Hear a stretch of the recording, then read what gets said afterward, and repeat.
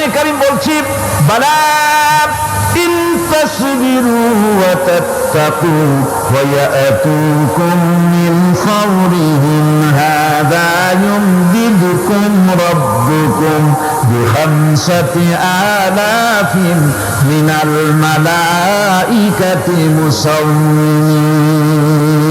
হ্যাঁ, তোমরা যদি ধৈর্য অবলম্বন করো আর আল্লাহকে ভয় করে চলো তাহলে এক্ষুনি আল্লাহ রাব্বুল আলামিন তোমাদের জন্য কাতারে কাতারে শৃঙ্খলাবদ্ধ ৫,০০০ ফেরেশতা দিয়ে তোমাদেরকে সাহায্য করবেন। সুবহানাল্লাহ। তোমাদেরকে ফেরেশতা দিয়ে সাহায্য করা হবে। তোমরা যদি সবর ইখতিয়ার করো তাহলে সংখ্যা যদি কম হয় বেশি সংখ্যার উপরে জয়ী করে দেবে। ইয়াকুম মিনকুম ২০ সাবিরুনা ইয়াগলিবু মিয়াতাইন। যদি তোমাদের ভিতরে ধৈর্যশীল ২০ জন হয় আমি ২০০ কাফেরের বিরুদ্ধে তোমাদেরকে জয়ী করে দেবো। সুবহানাল্লাহ। তোমরা যদি হও ধৈর্যশীল ২০০ জন ২০০ কাফেরের উপরে তোমরা জয়যুক্ত হয়ে যাবে। আর বিপদ আর মুসিবতে যারা ধৈর্য ধরে তাদের জন্য আল্লাহর পক্ষ থেকে সুসংবাদ। সুসংবাদ কাদের জন্য? ধৈর্যধারীদের জন্য। কোরআনে কারীম বলছেন ওয়াবাশশিরিস সাবিরিনাল্লাযীনা ইযা আসাবাতহুম মুসিবাতুন ক্বালু ইন্না লিল্লাহি ওয়া ইন্না ইলাইহি রাজিউন। সুসংবাদ সেই সব ধৈর্যশালীদের জন্য যারা নাকি বিপদ এবং মুসিবতে আসলে যারা বলে, কি বলে? পড়েন আমার সাথে, ইন্না লিল্লাহি ওয়া ইন্না ইলাইহি রাজিউন। এটা শুধু আমাদের লোকেরা কেউ মরলে পড়ে, এটা শুধু মরার সময় নয়, বরং যে কোনো বিপদ আর মুসিবত এলে মুমিন বান্দা যারা তারা কি করবে? ইন্না লিল্লাহি ওয়া ইন্না ইলাইহি রাজিউন। নিশ্চয়ই আমরা আল্লাহর জন্য এবং আমাদের সকলকেই আল্লাহর কাছে ফিরে যেতে হবে, প্রত্যাবর্তিত হতে হবে। সবরকারীদের জন্য রয়েছে জান্নাতের সুউচ্চ সম্মানের জায়গা। জান্নাতে সবচেয়ে সম্মানজনক জায়গা আল্লাহ রাব্বুল আলামিন ধৈর্যশালীদেরকে দান করবেন। কোরআনে কারীম বলছেন উলাইকা ইউজজাউনাল গুরফাতা বিমা সাবারু ওয়া ইউলাক্কাউনা ফিহা তাহিয়াতাও ওয়া সালামা। এরা হলো সেই সব লোক যাদেরকে প্রদান করা হবে বেহেশতের সুউচ্চ মঞ্জিল, কারণ তারা সবর ইখতিয়ার করেছিল, তারা সবর করছিল, এই জন্য বেহেশতের সবচেয়ে ভালো জায়গা তাদের দেওয়া হবে। আলহামদুলিল্লাহ, জোরে কোন আলহামদুলিল্লাহ। এবং জান্নাতে সবরকারীদেরকে সম্বর্ধনা দেওয়া হবে, সম্বর্ধনা দেওয়া হবে। খালিদিনা ফিহা হাসুনাত মুস্তাকাররাম ওয়া মুকামা। চিরদিন তারা জান্নাতের ভেতরে বসবাস করবে এবং কতই না সুন্দর, কতই না উত্তম জায়গা সবরকারীদের জন্য আল্লাহ বেহেশতের মধ্যে রেখে যাবেন। জান্নাতে প্রবেশ করার সাথে সাথে চতুর্দিক থেকে ফেরেশতারা ছুটে আসবে সবরকারীদের জন্য। ওয়াল মালাইকাতু ইয়াদখুলুনা আলাইহিম মিন কুল্লি বাব। চতুর্দিক থেকে ফেরেশতারা তাদেরকে ইস্তেকবাল করবে, কি বলবে? সালামুন আলাইকুম বিমা সাবারতুম ফানি'মা উকবাদ। তোমাদের প্রতি শান্তি বর্ষিত হোক, কারণ তোমরা পৃথিবীতে সবর অবলম্বন করেছিল। কতই না উত্তম জায়গা, কতই না সুন্দর জায়গা আল্লাহ রাব্বুল আলামিন সবরের বিনিময় তোমাদেরকে দান করেছেন। সুতরাং এই সবর হচ্ছে মুসলমানদের জন্য সবচেয়ে বড় নিয়ামত। আজ আমার তো মনে হয় পৃথিবীতে মুসলমানরাই সবচেয়ে বেসবর।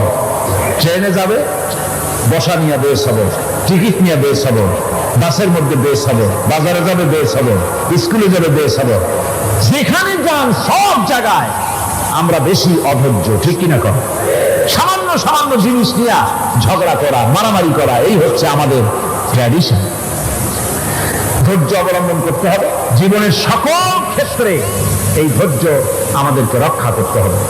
এই ধরনের ধৈর্য যদি আমরা অবলম্বন করতে পারি তাহলে আল্লাহ পাক বলছে উলাইকাল্লাযীনা সাদাকু ওয়া উলাইকা হুমুল মুত্তাকুন। এরাই হলো ঈমানের দাবিতে সত্যবাদী। কোন আলহামদুলিল্লাহ। আমরা যে মুসলমান তা কোথায় পেলাম? আমরা যে মুসলমান এই পরিচিতি কোথায় পেলাম? হুয়া সাম্মাকুমুল মুসলিমিন। এই মুসলমান নাম আল্লাহ কোরআন শরীফে ব্যবহার করেছেন। তিনি আমাদের নাম দিয়েছেন, আমরা মুসলমান। আমরা কি মুসলমান? আমাদের নাম এই কিতাবের মধ্যে রয়েছে। আমাদের জীবন ব্যবস্থার নাম, ধর্মের নামও ইন্নাদ-দীনা ইনদাল্লাহিল ইসলাম। ইসলামের নাম, মুসলমানের নাম কোরআনে কারীমের মধ্যে রয়েছে, যা অন্য কোন ধর্মগ্রন্থের মধ্যে নাই। হিন্দু, খ্রিস্টান, বৌদ্ধ এ সমস্ত নাম তাদের নিজেদের বানানো নাম, তাদের ধর্মগ্রন্থের ভিতরে সব নামের কোনো পাত্তা নাই। কোরআনে কারীমের আরেকটি বৈশিষ্ট্য হচ্ছে, কোরআন বিশ্বের সর্বাধিক পঠিত গ্রন্থ। এত বেশি পড়া হয়েছে, এ কোরআন পড়া হচ্ছে, এত বেশি পৃথিবীর কোন বই আজ পর্যন্ত পড়া হয় নাই, আর হবেও না। কোরআনে কারীমের আরেকটি বৈশিষ্ট্য হচ্ছে এই বিশাল ধর্মগ্রন্থ, এই বিশাল জীবন ব্যবস্থা, এই বিশাল কিতাব মানুষেরা মুখস্থ করেছে। আপনি আমাকে বলেন, নিজের ভাষা নয়, নিজের মায়ের ভাষা নয়, এমন এক বিশাল কিতাব মানুষ মুখস্থ করতে পেরেছে, এর কোন নমুনা আছে দুনিয়ায়? এর কোন নমুনা আছে? মাতৃভাষা নয়, অথচ পৃথিবীর ইংরেজ হোক, উর্দুভাষী হোক, ল্যাটিন হোক, তেলুগু হোক, ডাচ হোক, ফ্রান্স হোক, যে কোনো ভাষা, বাংলা ভাষা হোক, সমস্ত ভাষার লোকেরা কোরআনে কারীমকে মুখস্থ করতেছে। সুবহানাল্লাহি ওয়া বিহামদিহি। আমাদের দেশেও লক্ষ লক্ষ হাফিজে কোরআন বর্তমান রয়েছে। এটা হচ্ছে কোরআনে কারীমের আরেকটি বিরাট রকমের বৈশিষ্ট্য। কোরআনে কারীমের অফুরন্ত বৈশিষ্ট্যের ভেতরে এটাও একটি, কোরআন হচ্ছে একটি বিরাট মুজিজা। এ কোরআন একটি মুজিজা। কোরআন একটি কি? মুজিজা। দুনিয়ায় যত নবী আল্লাহ পাঠিয়েছেন, সমস্ত নবীদেরকে তিনটা জিনিস দিয়েছেন। কয়টা জিনিস কন্ত? তিনটা। ওয়াহি, হুসনে খুলক আর মুজিজা। একটা হচ্ছে ওহী, আরেকটা হচ্ছে উন্নত মানের চরিত্র, আরেকটা হচ্ছে কি? মুজিজা। এই মুজিজা সকল নবীকে দেওয়া হয়েছে। মুজিজা হচ্ছে সমকালীন যুগে বড় যে কোনো শক্তিকে দুর্বল করে দেয়, যে কোনো জিনিসকে দুর্বল করে দেওয়ার মতো ক্ষমতা রাখে যে জিনিস, তার নাম মুজিজা। মুসা আলাইহিস সালামের জামানায় জাদুর প্রভাব ছিল। তখন আল্লাহ রাব্বুল আলামিন মুসা আলাইহিস সালামকে একটা মুজিজা দিলেন। কি দিলেন? আল্লাহ রাব্বুল আলামিন বললেন, ওয়া মা তিলকা বিয়ামিনিকা ইয়া মুসা। মুসা, তোমার ডান হাতে ওটা কি? তিনি বললেন, এটি একটি লাঠি। আল্লাহ পাক বললেন, লাঠি তো ঠিকই, কিন্তু এর মধ্যে আরো এক ক্ষমতা আছে, তুমি জানো না, লাঠিকে ফেলে দাও। লাঠি ফেলে দিলেন, কি হয়ে গেল? হিয়া হাইয়াতুন তাসআ। বিরাট এক সাপে পরিণত হয়ে গেল। এই সাপ নিয়ে, এই লাঠি নিয়ে তিনি জাদুকরদের মোকাবেলা করলেন। জাদুকরেরা বলল, আপনি আগে দেখাবেন জাদু না আমরা দেখাবো আগে?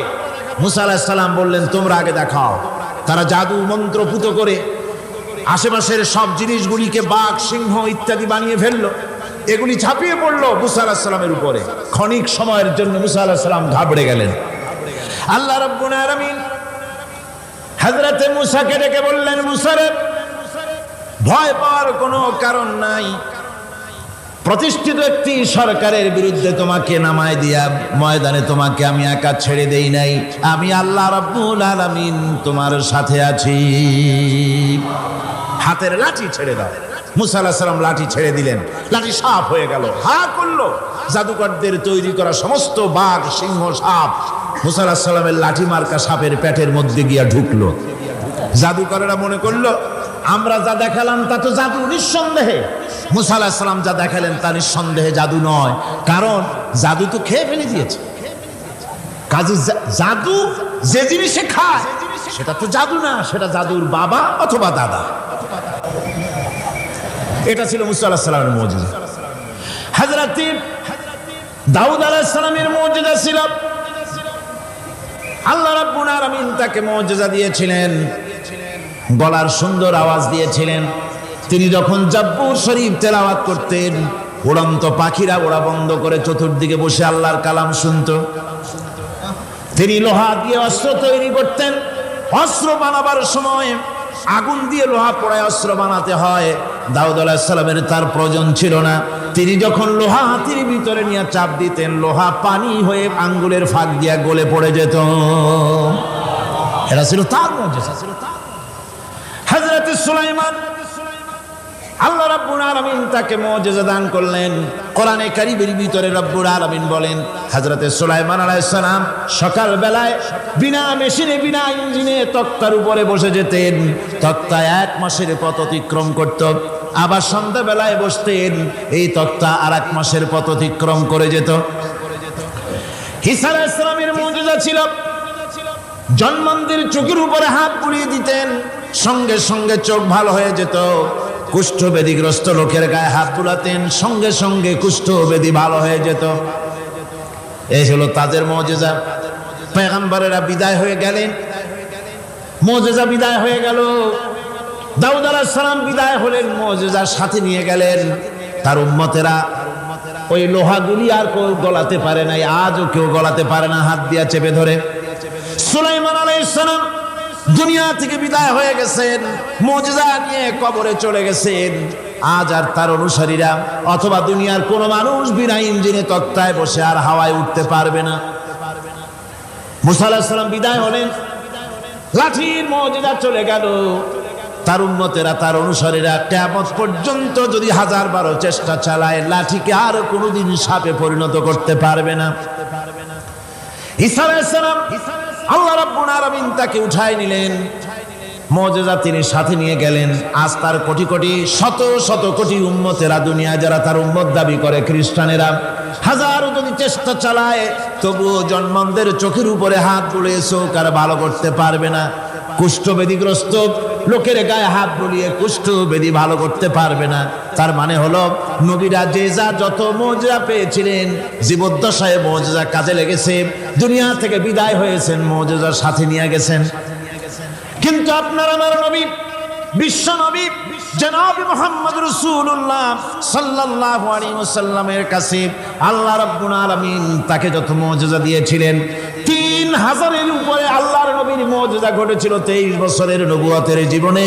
তার মধ্যে শ্রেষ্ঠ মুজিজা হতেছে কোরআন মাজিদ। আল্লাহর নবী বিদায় হয়ে গেলেন, মুজিজা সাথে নিয়ে যান নাই, মুজিজা রেখে গেলেন দুনিয়ায়।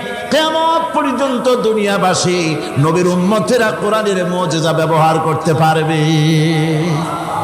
এই কোরআনে কারীম রাসূল করিম সাল্লাল্লাহু আলাইহি সাল্লামের জীবনের শ্রেষ্ঠ মুজিজা। মানুষ পাগল হয়ে গেছে কোরআন শুনে। সুতরাং এই কোরআনের বৈশিষ্ট্য সকল দিক থেকে এক অপূর্ব একটি কিতাবে পরিণত করেছে, যা মানুষকে চিরকাল বিস্ময় হতবাক করে দিয়েছে। কোরআনের আরেকটি বৈশিষ্ট্য হচ্ছে, এই কোরআন এক সময় নাজিল হয় নাই।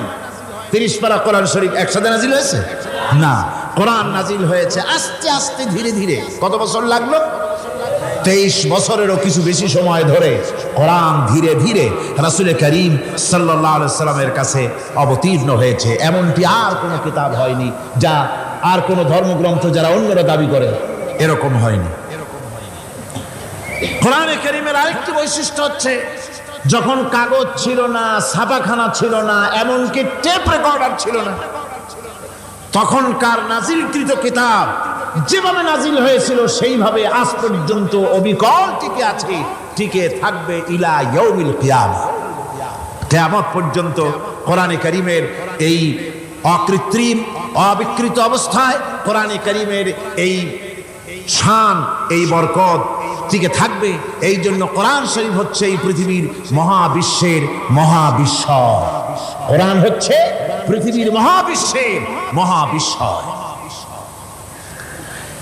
এর মর্যাদা সম্পর্কে রাসূল করিম সাল্লাল্লাহু আলাইহি ওয়াসাল্লাম বলেছেন, وعن عثمان رضي الله تعالى عنه أنه قال قال رسول الله صلى الله عليه وسلم خيركم من تعلم القرآن وعلمه رواه البخاري আল্লাহর নবী বলেন তোমাদের মধ্যে সর্বোত্তম ব্যক্তি সেই, তোমাদের ভিতরে ভালো ব্যক্তি, উত্তম ব্যক্তি সেই যে ব্যক্তি নিজে কোরআন শেখে আর অন্যকে শেখায়। কোরআন যে শেখে আর অন্যকে যে শেখায় সেই ব্যক্তি হলো তোমাদের মধ্যে সর্বোত্তম ব্যক্তি, ভালো ব্যক্তি। সুবহানাল্লাহ পড়েন। কোরআনে কারীমের এই মর্যাদা সম্পর্কে রাসূল করিম সাল্লাল্লাহু আলাইহি সাল্লাম বলেছেন, দুই ব্যক্তিকে, দুই শ্রেণীর লোককে ঈর্ষা করা যায়। অমুকে বিরাট বাড়ি করেছে, সে বাড়ি দেখে হিংসা হয়, আমি ওরকম বাড়ি করব, অমুকের মতো নেতা হব, অমুকের মতো বড় লোক হতে হবে। পরশ্রী কাতরতা অথবা ঈর্ষা করা, এরকমের ঈর্ষা করা জায়েজ নাই। রাসূলুল্লাহ বলেছেন দুই ব্যক্তির সঙ্গে ঈর্ষা করা যায়। عن ابن عمر رضي الله تعالى عنه أنه قال قال رسول الله صلى الله عليه وسلم لا حسد إلا على الاثنين দুই ব্যক্তি ছাড়া অন্য কারো সাথে হিংসা করা যায় না, রিস্ক করা যায় না। কোন কোন ব্যক্তি? রাজুলুন আতাহুল্লাহুল কুরআন ফাহুয়া ইয়াকুমু বিহি আনা আল-লাইলি ওয়া আনা আন-নাহার। ওই ব্যক্তির সঙ্গে হিংসা করা যায়, হিংসা করা যায় যে ব্যক্তিকে আল্লাহ পাক কোরআনের ইলম দান করেছেন, সে ব্যক্তি দিন রাত কোরআন তেলাওয়াত করে, কোরআনের উপরে আমল করে, কোরআনের উপরে থাকে, মানুষকে কোরআনের দাওয়াত দেয়। ওই লোকের সাথে ঈর্ষা করা দরকার যে তার মতো হতে চায়। ওয়ারাজুলুন আতাহুল্লাহু মালান ফাহুয়া ইউনফিকু মিনহু আনা আল-লাইলি ওয়া আনা আন-নাহার মুত্তাফাকুন আলাইহি। বুখারী মুসলিমের হাদিস। রাসূলুল্লাহ বলছেন অন্য আরেক ব্যক্তি হচ্ছে যে ব্যক্তিকে আল্লাহ পাক মাল দিয়েছেন, সম্পদ দিয়েছেন, ওই ব্যক্তি তার মাল আর সম্পদকে দিন রাত দুহাতে আল্লাহর রাস্তায় খরচ করে। তার মতো হওয়ার জন্য তার সাথে ঈর্ষা করা যেতে পারে। আমার বন্ধুগণ, এই কোরআন হচ্ছে এমন এক কিতাব যে কোরআনকে নিয়ে যারা অগ্রসর হয় আল্লাহ তাদেরকে বাড়ায় দেন, আর কোরআনের সাথে যারা হিংসা করে, বিদ্বেষ করে, আল্লাহ তাদেরকে অধঃপাতিত করে দেন। عن عمر بن الخطاب رضي الله تعالى عنه أنه قال قال رسول الله صلى الله عليه وسلم إن الله يرفع بهذا الكتاب أقواما ويضع به آخرين رواه مسلم। হযরত ওমর রাদিয়াল্লাহু তাআলা আনহু বলছেন যে আল্লাহ পাক এই কোরআনের সাহায্যে এক শ্রেণীর লোককে প্রতিষ্ঠিত করবেন দুনিয়ার বুকে, এবং আখিরাতেও আরেক শ্রেণীর লোককে করবেন অধঃপাতিত।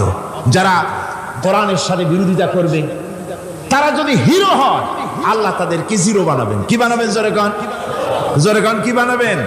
জিরো বানিয়ে দিবেন। আর কোরআনকে নিয়ে যারা আগ বাড়ে, তারা যদি জিরো হয় আল্লাহ পাক তাদেরকে কি বানায় দেন? কোরআনের সাথে বিরোধিতা আজকের নতুন কিছু নয়, আবহমান কাল থেকে কোরআনের সাথে চলছে বিরোধিতা। বিশ্বকবি, কবি সম্রাট আল্লামা ইকবাল, আল্লাহ তাকে জান্নাতুল ফেরদাউস নসিব করুন, সবাই বলুন আমিন। আল্লামা ইকবাল বলেছেন, সতীজা কর রহা হ্যায় আসল সে তা ইমরোজ, सतीजा कर रहा है असल से ताइमरोज, चरागे मुस्तफा भी से शरारे बुलहबीस। মুহাম্মদ সাল্লাল্লাহু আলাইহি ওয়াসাল্লামের দ্বীপ শিখার সাথে, আল্লাহর দ্বীনের সাথে আবু জাহাল, আবু লাহাবের অগ্নিস্ফুলিঙ্গের সংঘর্ষ আবহমান কাল থেকে লেগে এসেছে।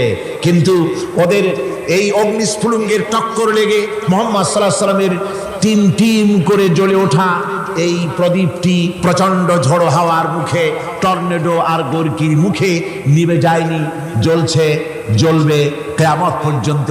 এটাকে নিভাবার ক্ষমতা বিশ্বের কোনো মানুষের নাই। ফু দিয়ে কেউ যদি নিভাতে চায়, চেহারা শুদ্ধ, মাথা শুদ্ধ, পুড়ে ছাই হয়ে যাবে, কোরআনের আলোকে নির্বাপিত করতে পারবে না।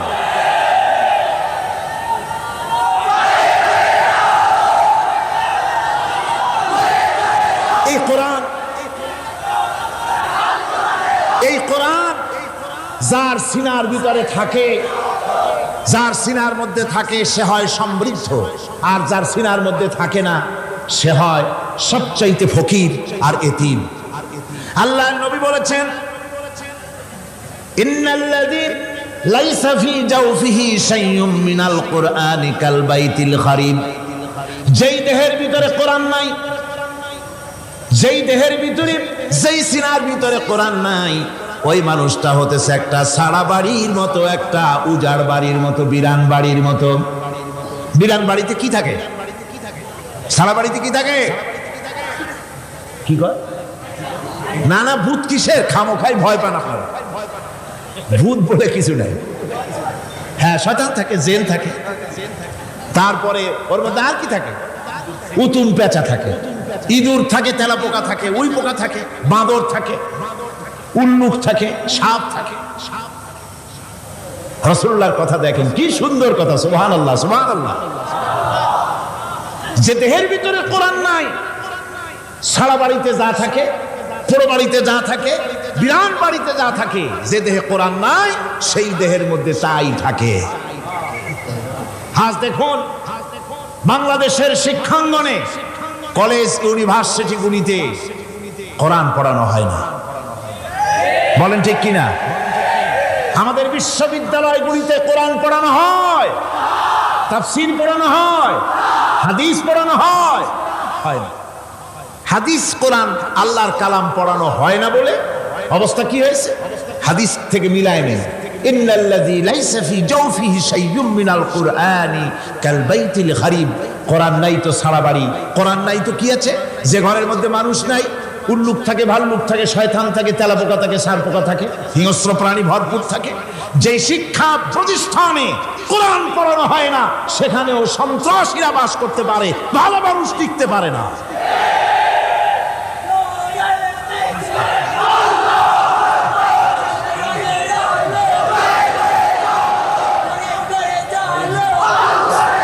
এই জন্য কোরআন যেখানে পড়া হয় না সেটা কবরের তুল্য। কোরআন যেখানে তেলাওয়াত হয় না সেটা কিসের তুল্য? কবরের তুল্য। আল্লাহর নবী বলেছেন, আনাবি হুরায়রা রাদিয়াল্লাহু তাআলা আনহু আন্নাহু ক্বাল ক্বালা রাসূলুল্লাহ সাল্লাল্লাহু আলাইহি ওয়াসাল্লাম লা তাজআলু বুয়ুতাকুম মাকাবির। রাওয়াহু মুসলিম। আল্লাহর নবী বলেন, তোমাদের ঘরগুলিকে তোমরা কবর বানায়ো না। অর্থাৎ যে ঘরের মধ্যে কোরআনে কারীম তেলাওয়াত হয় না সেটা কবরের সমতুল্য। কবরের সমতুল্য। আগে আমাদের ঘর সমূহে যখন ছোট ছিলাম তখন দেখতাম ঘরে ঘরে কোরআন তেলাওয়াত হতো, ঠিক না? প্রত্যেকটা ঘরের জানালা দিয়া সকালবেলায় আওয়াজ আসতো, আউযু বিল্লাহি মিনাশ শাইতানির রাজীম, বিসমিল্লাহির রাহমানির রহিম। তেলাওয়াতের আওয়াজ ভেসে আসতো। আজ আর এই অবস্থা নাই। আজ ভদ্রলোকের বাড়ির সামনে দিয়ে হেঁটে যাবেন, সকালবেলা কিসের তেলাওয়াত? জনমের ঘুম ঘুমায়, পাইকারি দরে ঘুমায়, ফজরের নামাজ নাই। শহরের অবস্থা, অধিকাংশ বাড়িতে ফজরের নামাজ হয় না। ডিসেন্টিনার মাধ্যমে, আগে তো শুধু বাংলাদেশের ছবি, ডিসেন্টিনার মাধ্যমে সারা পৃথিবীর শয়তানি আর বদমাশি ঘরে বসে গেলা যায়। উপকারিতা এবং অপকারিতা দুটোই আছে। নিউজ দেখা যায়, সাথে সাথে আবার নিউজের সাথে আরো বাজে কিছু দেখা যায়।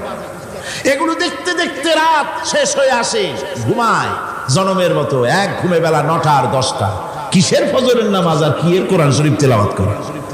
এরপরে উঠলো 9-10টার সময়, উঠে তারপরে গানের মাস্টার এসে গেছে। তখন ইতিমধ্যেই গানের মাস্টার এসে গেছেন। কি দুর্ভাগ্যজনক সত্য কথা,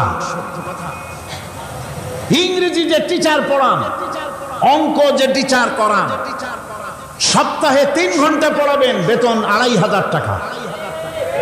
আর প্রতিদিন সকালবেলা এসে যদি কোনো মুসলমান, কোনো একজন মৌলভী সাহেব, হাফেজ সাহেবকে রাখেন কোরআন তেলাওয়াত করাবার জন্য, কোরআন পড়াবার জন্য সন্তানকে, প্রতিদিন আসতে হবে, প্রতিদিন 2 ঘন্টা পড়াতে হবে, আর মাসের শেষে বেতন 500 টাকা। কোরআনে কারীমের সাথে এই আচরণ বেশি হয়েছে। আমি বেশি বলে ফেলেছি। যাদের অভিজ্ঞতা আছে তারা বলছেন 200 টাকা। এরপরে অঙ্ক ইংরেজি তো কাজে লাগে, ভালো কথা। তারপরে গানের মাস্টার আসছেন, তিনি শেখাবেন কি? রবীন্দ্রসঙ্গীতের প্যানপ্যানানি। যা শুনলে পরে কানে ময়লা জমে যেতে পারে, যে গান শুনলে জীবিত মানুষ মৃত্যু হয়ে যায়। নজরুলের কথা শেখানো হবে না, তাহলে সেটা হবে সাম্প্রদায়িকতা। গানের মাস্টারকে, নাচের মাস্টারকে ৫,০০০ টাকা ১০,০০০ টাকা পর্যন্ত বেতন দেওয়া হয়। এ জাতির জন্য আল্লাহর রহমত কেমনে আসবে, কি কারণে আসবে? কোরআনের সাথে এই বেয়াদবি আমরা করেছি। ঘরগুলিকে, আজকে আমাদের ঘরগুলিকে আমরা কবরস্থানে পরিণত করে দিয়েছি। কোরআন তেলাওয়াত হচ্ছে না। আমার বন্ধুগণ, কোরআন তেলাওয়াত করুন, বেশি বেশি তেলাওয়াত করুন, ঘরকে জীবিত করুন, সন্তানকে তেলাওয়াত করান, আপনি নিজেও তেলাওয়াত করেন। কোরআনে কারীম যারা তেলাওয়াত করবেন তাদের সম্পর্কে আল্লাহর নবী বলেন, মান ক্বারাআল কুরআনা ফাস্তাযহারাহু ফাহাল্লা হালালাহু ওয়া হাররামা হারামাহু আদখালাহুল্লাহুল জান্নাহ। আল্লাহর নবী বলেন, যে ব্যক্তি কোরআন শরীফ তেলাওয়াত করবে এবং কোরআনের হালাল অনুযায়ী হালালকে মেনে চলবে, হারাম অনুযায়ী হারাম থেকে ফিরে থাকবে, এরকম কোরআনের উপরে যে তেলাওয়াত করবে আর আমল করবে, আল্লাহ রাব্বুল আলামিন কিয়ামতের দিন তাকে জান্নাতের ভিতরে প্রবেশ করাবেন। শুধু বেহেশতে যাবে না, ওয়া শাফাহু ফি হাশরাতিন মিন আহলি বাইতিহি কুল্লুহুম কাদ ওয়াজাবাত লাহুন নার। নবীজি বলেন, এই কোরআনে কারীমের বরকতে কিয়ামতের দিন ওই ব্যক্তি তার রক্ত সম্পর্কিত ১০ জন আত্মীয়ের ব্যাপারে সুপারিশ করার জন্য তৌফিক পাবে আল্লাহর দরবারে। এমন ১০ ব্যক্তি, যেই ১০ ব্যক্তির জন্য হিসাবের পরে জাহান্নাম ওয়াজিব হয়ে গিয়েছিল, এমন ১০ ব্যক্তি সম্পর্কে কোরআনের তেলাওয়াতকারী আর আমলকারী আল্লাহর দরবারে সুপারিশ করার জন্য পারমিশন পাবেন। এমন নিয়ামত, সেই নিয়ামত থেকে আমরা বঞ্চিত হয়ে যাচ্ছি। আমি বলি না যে আপনারা কলেজ ইউনিভার্সিটিতে ছেলেদের পড়তে দিবেন না, আমি তা বলি না। তারা কলেজ ইউনিভার্সিটিতে বিলক্ষণ পড়াশোনা করুক, কিন্তু তাদেরকে কোরআন শরীফ শিখান। লক্ষ লক্ষ টাকা খরচ করলেন ছেলের পেছনে, কিন্তু কোরআন শিখালেন না। আপনি মরে গেলে আপনার জানাজাটা পড়বে, এ তৌফিকও সে পেল না। জানাজার ইমামতি তো দূরের কথা, জানাজার নিয়ত জানে না, পাক পবিত্রতা জানে না। বাপ মরে গেছে, সে তখন ছিল মার্কেটে, শুনলো বাপ মরছে, তাড়াতাড়ি জানাজায় শরীক হতে হবে। প্যান্টও পাক নাই, যেহেতু পেশাবের যখন বেগ এসেছিল দেওয়ালের পাশে দাঁড়াইয়া কাম সারছে, দোয়া মোছার কাম নাই, মাথায় টুপি নাই, নাক মোছা রুমাল ছিল পকেটে, রুমালটা মাথায় দিয়ে দাঁড়ায় গেল, আল্লাহু আকবার। বাপের কপালে যা আছে তাই হোক। তারপরে বাপ মরে গেছে, কান্না শুরু করেছে। যেদিন মরছে সেদিন কাঁদতেছে, পরের দিনও একটু মুখ মলিন কান্দে। নাম বল্টু মিয়া। তার আবার এক বন্ধু আছে, তার নাম শান্টু মিয়া। শান্টু মিয়া বলছে, মিয়া বল্টু কান্দো কেন? বাপ মরে গেছে। এগুলো বাঁচে নাকি? এগুলো মরিয়ে যায়। আমার একটা ছিল, ওটাও মরছে। চিরকাল কারো বাপ থাকে না, সুতরাং এত মন খারাপ কেন? আসো, ইন্ডিয়া থেকে ভালো একটা বই আসছে, সেইটা দেখে এত আনন্দ পাবে। বাপ তো বাপ, ১৪ গোষ্ঠী মরলেও মনের দুঃখ মুছে যাবে। এরপরে বাড়ি এনে তাকে সিনেমার ছবি দেখানো হলো। ছবি সে দেখলো, ফেরার সময় বাপের কবরের কাছ থেকে যাওয়ার সময় দাঁড়িয়ে গেল ক্ষণিকের জন্য। আহারে বাপ, বিদায় হয়ে গেলা, কি দেব তোমারে? কিছু তো নাই আমার কাছে, তাই সারা রাত ধরে যা কিছু দেখলাম এগুলি তোমার আমল নামায় দিয়ে গেলাম। জোরে কর নাউজুবিল্লাহ। আমি সমস্ত পিতাদেরকে বলতে চাই, সন্তানদেরকে কোরআন শিখান, কাজে লাগবে। কোরআন শিখালে কাজে লাগবে। কোরআন শরীফ মুখস্থ করেন, বেশি করে মুখস্থ করেন কোরআনে কারীম, আপনার ফায়দা হবে। হযরত ওমর রাদিয়াল্লাহু তাআলা আনহু বর্ণনা করছেন যে রাসূল কারীম সাল্লাল্লাহু আলাইহি ওয়াসাল্লাম বলেছেন, ইউকালু লিসাহিবিল কুরআনি ইকরা ওয়ারাত্তিল কামা কুনতা তুরাত্তিলু ফিদ দুনিয়া। কিয়ামতের দিন জান্নাতীদেরকে, বেহেশতীদেরকে আল্লাহ রাব্বুল আলামিন বলবেন, কোরআন শরীফ তেলাওয়াত করো আর উপরের দিকে উঠতে থাকো। কোরআনে যেভাবে দুনিয়ার বুকে কোরআনে কারীম তুমি মুখস্থ করেছিলে, ধীরে ধীরে তেলাওয়াত করতে, ওইভাবে ধীরে ধীরে কোরআন তেলাওয়াত করো আর উপরের দিকে উঠতে থাকো। আল্লাহ পাক বলতে থাকবেন, উপরের দিকে ওঠো, তেলাওয়াত করো আর ওঠো। উঠতে উঠতে যেই জায়গা গিয়ে তোমার তেলাওয়াত শেষ হয়ে যাবে, জান্নাতের ওই জায়গাটা তোমার জন্য বরাদ্দ হবে। আবু দাউদ শরীফের হাদিস। জান্নাতের ওই জায়গাটা তোমার জন্য বরাদ্দ হবে। এখন যাদের শুধু সূরা ইখলাস আর সূরা কাউসার মুখস্থ, তারা তো দুই পা আগাই বসে যাবে, উঠতে পারবেন না। বেশি বেশি মুখস্থ করেন, হাফেজে কোরআন হন অথবা হাফেজের মতো হন। বেশি বেশি মুখস্থ করেন সূরা ইয়াসিন, সূরা দুখান, সূরা রহমান, সূরা ওয়াকিয়া, সূরা মুজাম্মিল, এই সমস্ত সূরা, বেশি সূরা আল আরাফ, সূরা কাহাফ, সূরা মারিয়াম ইত্যাদি মুখস্থ করেন। কিয়ামতের দিন কাজে লাগবে। জান্নাতের অত উঁচায় উঠতে পারবেন। হাফেজে কোন জায়গায় যাবে? সুবহানাল্লাহি ওয়া বিহামদিহি। 30 পারা কোরআন যার সিনার ভিতরে, জান্নাতের কোন জায়গাটা আল্লাহ তাকে বরাদ্দ করবেন? সুবহানাল্লাহ, সুবহানাল্লাহ। কোরআনে কারীমকে মুখস্থ করুন, বেশি করে মুখস্থ করুন। কোরআনে কারীমকে বেশি করে তেলাওয়াত করুন।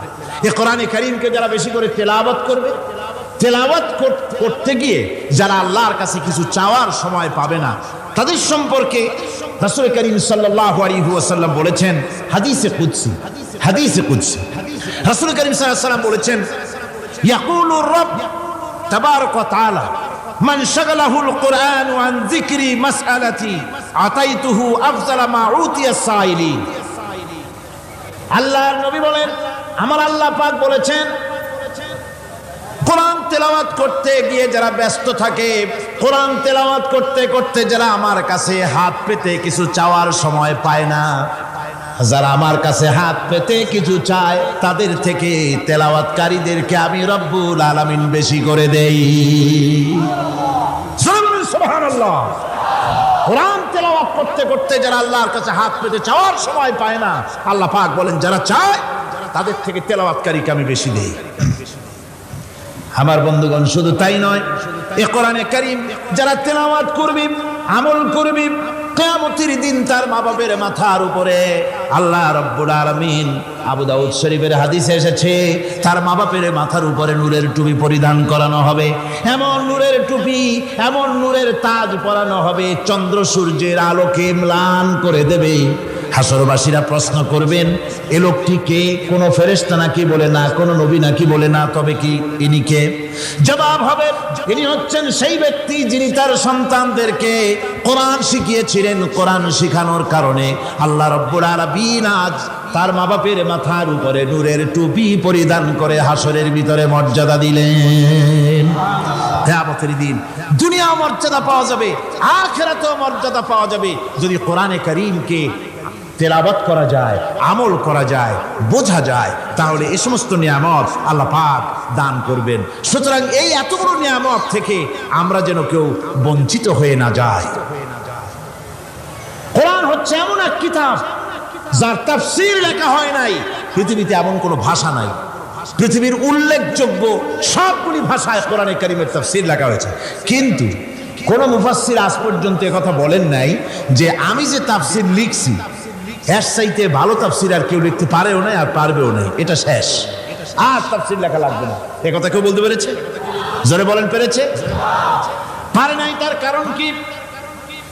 আল্লাহ রাব্বুল আলামিন বলেন, قُلْ لَوْ كَانَ الْبَحْرُ مِدَادًا لِكَلِمَاتِ رَبِّي لَنَفِدَ الْبَحْرُ قَبْلَ أَن تَنفَدَ كَلِمَاتُ رَبِّي وَلَوْ جِئْنَا بِمِثْلِهِ مَدَدًا। আল্লাহ পাক বলেন, নবী আপনি বলুন, আমার রবের কথাগুলি লেখার জন্য যদি সমুদ্রের পানিগুলি, সমুদ্রের সমস্ত পানিগুলি যদি কালিতে পরিণত হয়ে যায়, আর আমার রবের কথাগুলি যদি লেখা শুরু হয়ে যায়, আমার রবের কথাগুলি লেখার পূর্বে সমস্ত সমুদ্রের পানিগুলি শেষ হয়ে যাবে। তারপরে যদি আবার সমুদ্র ভরে দেওয়া হয়, আরো যদি লেখা হয়, তবুও আমার রবের কথা লেখা শেষ হবে না। আল্লাহ রাব্বুল আলামিন বলেন, وَلَوْ أَنَّ مَا فِي الْأَرْضِ مِنْ شَجَرَةٍ أَقْلَامٌ وَالْبَحْرُ يَمُدُّهُ مِنْ بَعْدِهِ سَبْعَةُ أَبْحُرٍ مَا نَفِدَتْ كَلِمَةُ اللَّهِ। আল্লাহ রাব্বুল আলামিন বলেন, মা নাফিদাত কালিমাতুল্লাহ। আল্লাহ পাক বলেন, 7টা সমুদ্রের পানি যদি একত্রিত করা হয়, 7টা সমুদ্রের পানি যদি এক জায়গায় করা হয়, এই পানিগুলি যদি কালিতে পরিণত হয়ে যায়, আর পৃথিবীর সমস্ত গাছগুলি যদি কলমে পরিণত হয়ে যায়, ওই গাছগুলি দিয়ে যদি ওই পানি রূপ কালি দিয়ে আমার প্রভুর কথা, আল্লাহ রাব্বুল আলামিনের কোরআনের কথা যদি লেখা শুরু হয়ে যায়, লিখতে লিখতে সমস্ত পানিগুলি গাছগুলি শেষ হয়ে যাবে, আল্লাহ পাকের কালামের ব্যাখ্যা লেখা শেষ হবে না। মা নাফিদাত কালিমাতুল্লাহ, আল্লাহর কথা লেখা শেষ হবে না। এত বড় বিরাট আজিম কিতাব আল্লাহ পাক আমাদেরকে দান করেছেন, সুবহানাল্লাহ পড়েন। এই কিতাবের এত বড় গুরুভার আল্লাহ রাব্বুল আলামিন বলেছেন, লাউ আনজালনা হাযাল কুরআন আলা জাবালিন লারাআইতাহু খাশিআন মুতাসাদ্দিআন মিন খাশিয়াতিল্লাহ। আমি যদি এই কোরআনকে পর্বতের উপরে নাজিল করতাম, তাহলে তুমি দেখতে পেতে আমার ভয় ভীত সন্ত্রস্ত হয়ে পাহাড়গুলো চূর্ণ বিচূর্ণ হয়ে যেত। এত বড় আসিম কিতাব আমি তোমাদেরকে দান করেছি, যার গুরুভার বহন করতে কেউ রাজি হয়নি, পাহাড় পর্বত কেউ রাজি হয়নি, মানুষ রাজি হয়েছে। এই মানুষের উপরে আমি এটা অবতীর্ণ করেছি, গোটা বিশ্ববাসীর সামনে এই কিতাব আমি দিয়েছি তোমাদেরকে, এর দ্বারা হেদায়েত তোমরা গ্রহণ করবে। কিয়ামতের দিন আল্লাহর এই বিরাট নিয়ামত আমাদেরকে দান করলেন, আমরা এই নিয়ামতের নাশকর করেছি, অর্থাৎ এই কোরআনকে আমরা ব্যবহার করেছি সঠিকভাবে করি নাই, বেঠিকভাবে করেছি। প্রথম দিন দ্বিতীয় দিন আমি বলেছি কোরআন শরীফকে শুধু তাবিজ তুমারের জন্য, শুধু সওয়াবের জন্য তেলাওয়াত করেছি। আসলে শুধু সওয়াবের জন্য তো আসেনি কোরআন। কোরআন বুঝতে হবে, আমল করতে হবে, তবে না শান্তি পাবো। আপনি যদি কোরআন হচ্ছে মানুষের জীবন সমস্যার সমাধানের গ্রন্থ, ওষুধ খেলে রোগ ভালো হয়। ওষুধ খেলে কি হয়? কেউ যদি সকাল বেলায় তসবিহ হাতে নিয়ে 500 বার পরে ওষুধ ওষুধ ওষুধ 500 বার পড়লো, রোগ কি ভালো হবে? বরং রোগ আরো বাড়তে পারে চিল্লাইতে চিল্লাইতে। শীতের জন্য লেপ গায়ে গায়ে না দিয়া কেউ যদি চিল্লাইতে থাকে, জিকির করে লেপ্ত শোক লেপ্ত শোক লেপ্ত শোক, শীত কি বন্ধ হবে নাকি? পানির পিপাসায় ছটফট করে বানর যদি চিল্লায় পানি পানি পানি পানি পানি, পানির পিপাসা আরো বাড়বে। তাহলে কি বোঝা গেল? পিপাসা লাগলে পানি পান করতে হবে, শীত লাগলে কম্বলটা গায়ে দিতে হবে, রোগ হলে ওষুধটা খেতে হবে, তাহলে সব সমস্যার সমাধান হবে। অনুরূপভাবে আমরা শুধু কোরআনে কারীমকে তেলাওয়াত করি সওয়াবের নিয়তে, তার হুকুমগুলি জীবনের উপরে আমল করি না বলে আজকের জীবন আমাদের বিপর্যস্ত হয়েছে। ব্যক্তিতে, পরিবারে, রাষ্ট্রে শান্তি নাই, কোথাও শান্তি নাই এই কারণে। আর কিয়ামতের দিন রাসূল আসামি করবেন তাদেরকে যারা কোরআন অমান্য করেছে। রাসূল হবেন বাদী। বাদী হবেন কে? জোরে বলেন, কে বাদী হবেন? রাসূল। আসামি হবে কারা? যারা কোরআন ছেড়ে দিয়েছে। আল্লাহ রাব্বুল আলামিন বলেন, وقال الرسول يا رب إن قومي اتخذوا هذا القرآن مهجورا।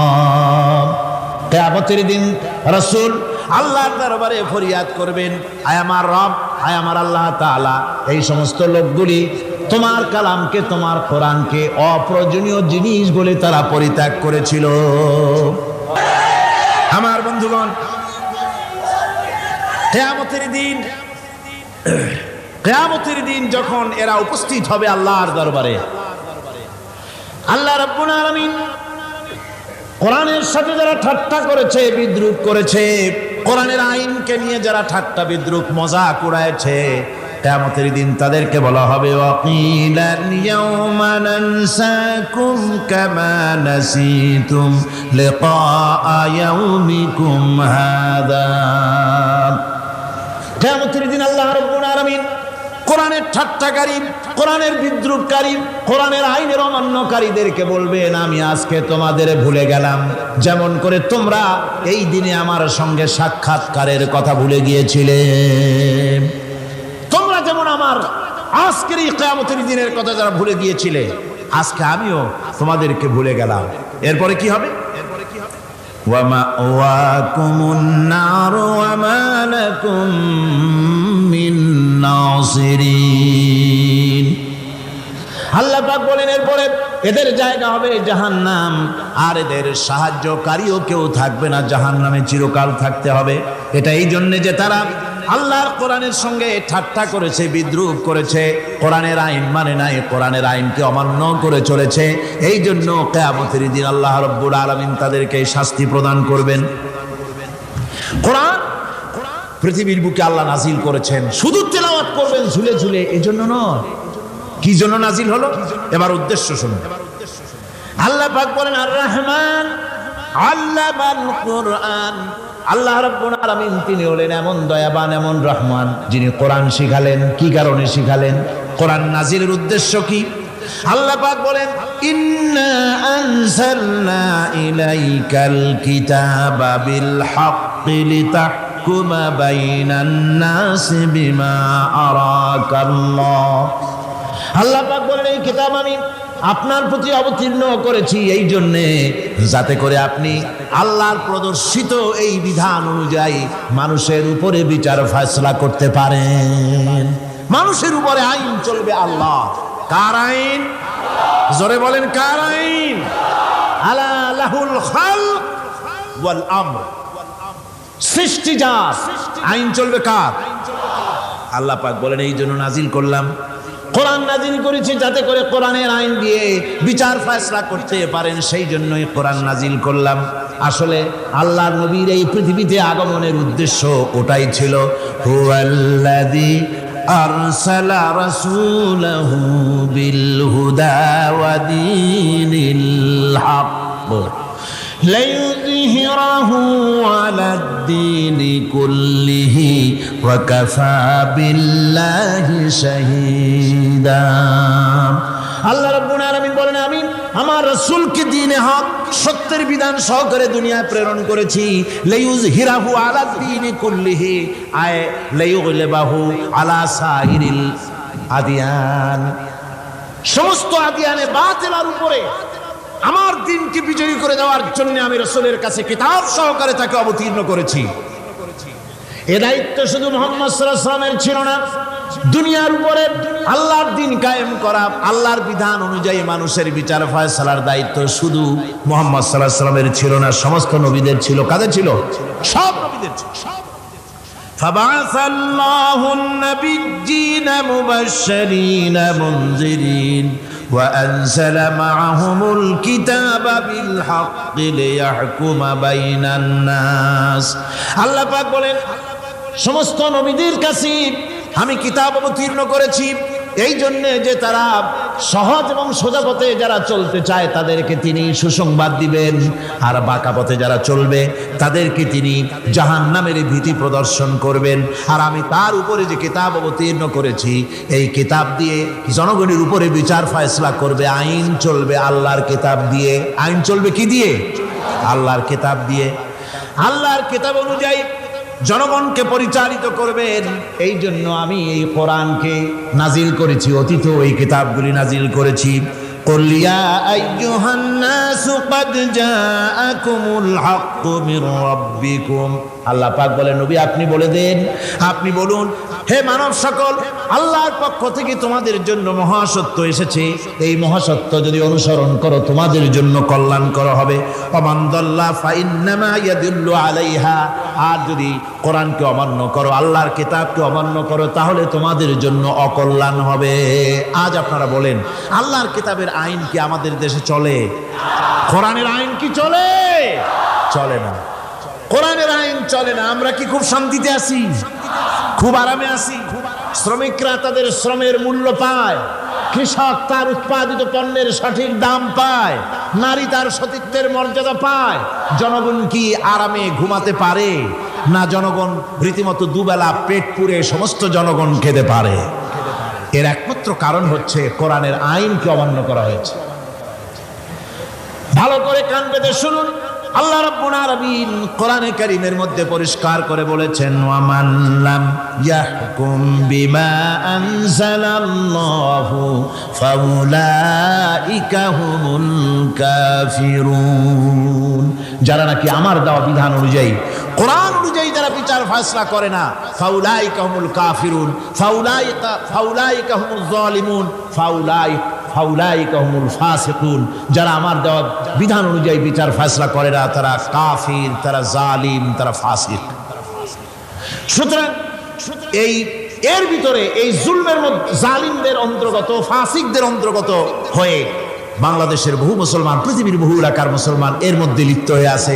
কোরআনের আইন চালু না করলে পরে, কোরআনের আইন না মানলে পরে জালিম হতে হবে, কাফির হতে হবে, ফাসিক হতে হবে। অর্থাৎ যতখানি না মানবেন ততখানি এই বিশেষণে বিভূষিত হতে হবে। এক শ্রেণীর লোক আছে যারা বলে বেড়ান ধর্ম আর রাজনীতি আলাদা। বলেন কিনা, কর জোরে বলেন, বলে কিনা? ধর্ম আর রাজনীতি আলাদা। তারা বলেন আমরা ধর্ম নিরপেক্ষ থাকতে চাই। তারা কি থাকতে চায়?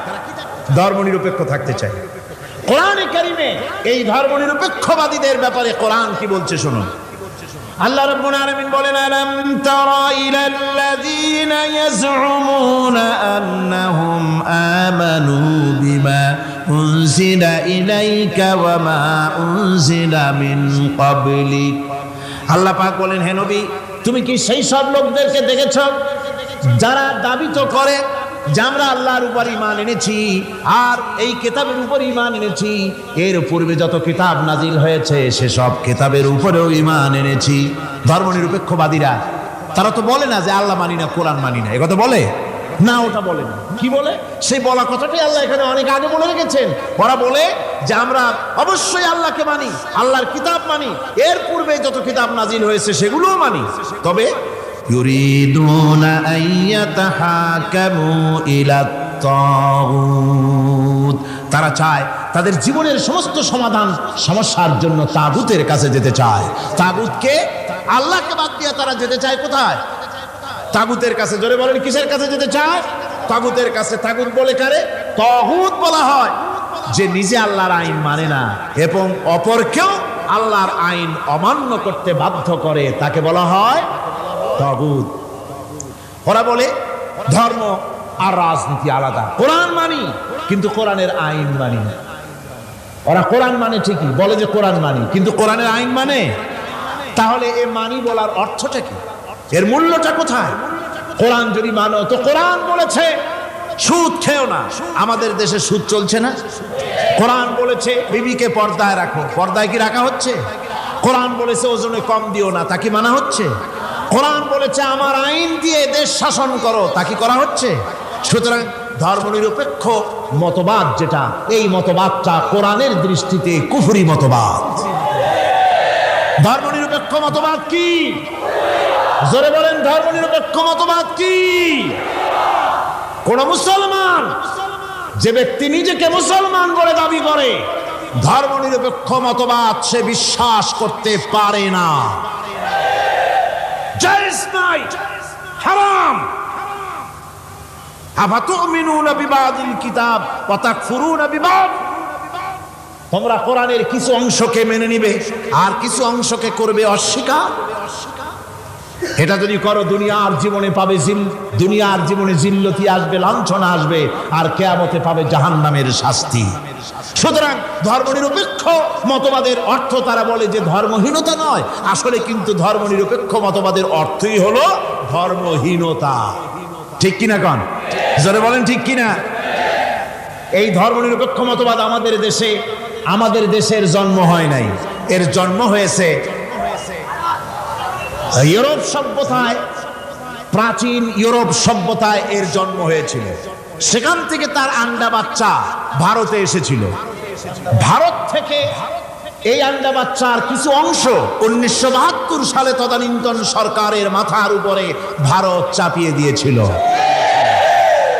সেই ধর্মনিরপেক্ষ মতবাদ 1972 সনের সংবিধানে লেখা হলো, কিন্তু 1982 সনে যখন সংবিধান আবার অ্যামেন্ডমেন্ট করা হলো, তখন ধর্মনিরপেক্ষতার কপালে ঝাঁটা মেরে বিদায় করা হয়েছে।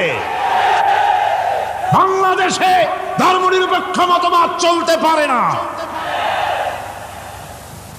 ধর্মনিরপেক্ষ মতবাদের কথা আমাদের দেশে তারাই বলে যারা 72 সনে ক্ষমতায় ছিলেন। তারা ধর্মের সাথে কি ব্যবহার করেছেন আমরা ভুলে যাই নাই। আপনারা ভুলে গেছেন 1972 সনে দেশের সমস্ত বিশ্ববিদ্যালয়ের মনোগ্রাম থেকে ইকরা বিসমি রাব্বিকাল্লাযী খালাক রাব্বি জিদনি ইলমা কোরআনে কারীমের এই আয়াতকে বিদায় করে দেওয়া হয়েছিল। শাসনতন্ত্রের শিরোনামে বিসমিল্লাহকে গ্রহণ করা হয় নাই।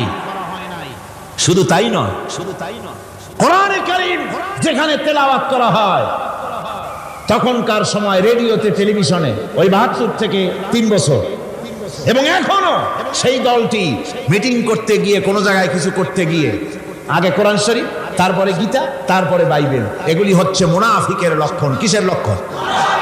যেখানে যেই টেবিলে যেই মঞ্চে কোরআন তেলাওয়াত হয় বাইবেল গীতা পড়া হারাম, পড়া হতে পারে না। কোরআনের চাইতে শ্রেষ্ঠ কিতাব আল্লাহর দুনিয়া আছে? সমস্ত কিতাবকে রদ করেছে কোরআন। হযরত ওমর রাদিয়াল্লাহু তাআলা রাসূল করিম সাল্লাল্লাহু আলাইহি ওয়াসাল্লামের কাছে গিয়ে তাওরাতের একটা পাতা পড়তেছিল। হযরত আবু বকর রাদিয়াল্লাহু তাআলা সেখানে চলে এলেন, এসে দেখেন রাসূল করিম সাল্লাল্লাহু আলাইহি ওয়াসাল্লামের চেহারা মোবারক লাল হয়ে গিয়েছে গোসায়। হযরত আবু বকর বললেন, ওমর তুই যদি এর থেকে মরে যেতিস, তুই যদি এর থেকে মরে যেতিস, তুই যদি এর থেকে মরে যেতি। 3 বার বলল। হযরত ওমর শিউরে উঠলেন, হতচকিত হয়ে উঠলেন। আবু বকর আমাকে মরার কথা বলছেন কেন? তিনি তাকিয়ে দেখেন রাসূল করিম সাল্লাল্লাহু আলাইহি ওয়াসাল্লামের চেহারা মোবারক গোসায় লাল হয়ে গেছে। হযরত ওমর বলছেন, ইয়া রাসূলুল্লাহ, আমার এবং আমার পিতামাতার জীবন আপনার কদম মোবারকে উৎসর্গ হয়ে যাক। আমি অপরাধ করেছি, কি অন্যায় করেছি হুজুর আমাকে বলুন। হুজুর বলছেন, ওমর তুমি যে তাওরাতের পাতা আমার সামনে পড়তেছো, এই তাওরাত যার উপরে নাজিল হয়েছিল সেই মুসা আলাইহিস সালাম যদি আজকে বেঁচে থাকতেন তাহলে আমার উম্মতের ভিতরে শামিল হয়ে যাওয়া তার জন্য ফরজ হয়ে যেত।